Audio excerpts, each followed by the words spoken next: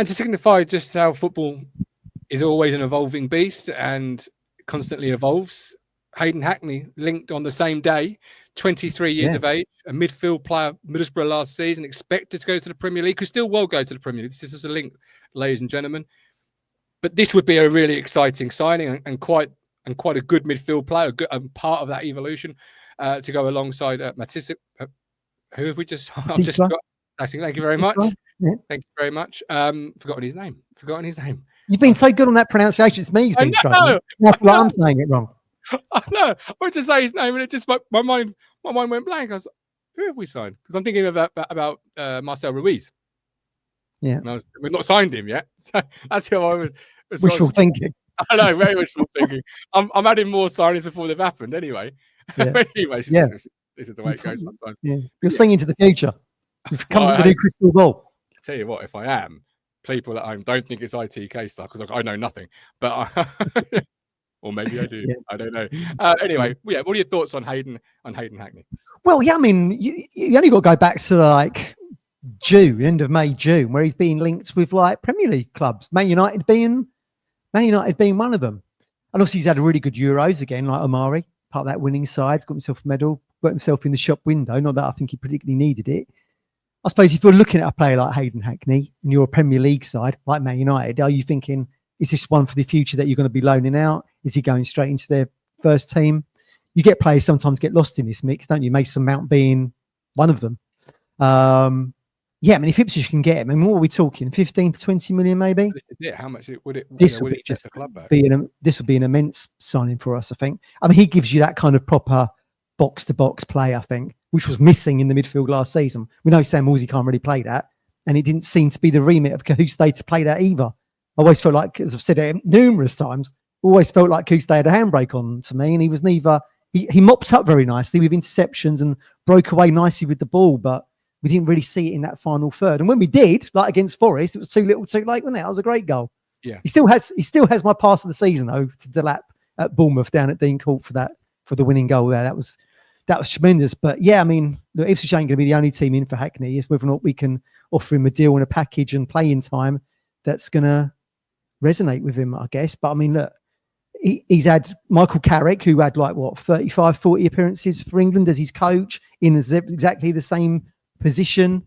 I think he does everything really well. I think if you look at some of the stats that have been floating around him on social media and stuff, maybe his defensive stats aren't as great as what you'd want it to be, but that's why Matisse was coming to the side, and he's going to be a mopper upper there in that proper CDM N'Golo Kante kind of role, and that will give Hackney the kind of license to get forward with progressive passing and win the ball back, and that proper playmaker quarterback role, which we arguably probably haven't really had since Magilton. And Hackney's much more mobile athlete than Jim Magilton. He let the ball do all the work, didn't he? I think Hackney's the kind of player that's going to get up and down box to box, which we've kind of been missing in that kind of sky. Oh, and ditto Tommy Miller as well. That kind of player, I think, is what we'll be getting, but obviously with a much higher ceiling if he's being linked with Man United and God knows where.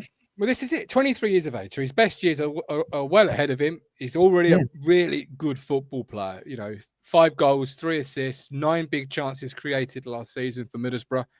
Really good stats. As you say, we're looking for somebody to go alongside our new midfield enforcer that cost the club nearly, between 8 and 10 million pounds. Yeah. So now we're looking for somebody else to be the box-to-box or maybe another tactical role within the system, but we're not looking for somebody who's going to be a DM traditionally, as it were. No. And he fits that category with 5 goals at 23 years of age. To get 5 goals from midfield is always, I think, something that you're going to really pay attention to. Create 9 big chances, have 3 assists at 23.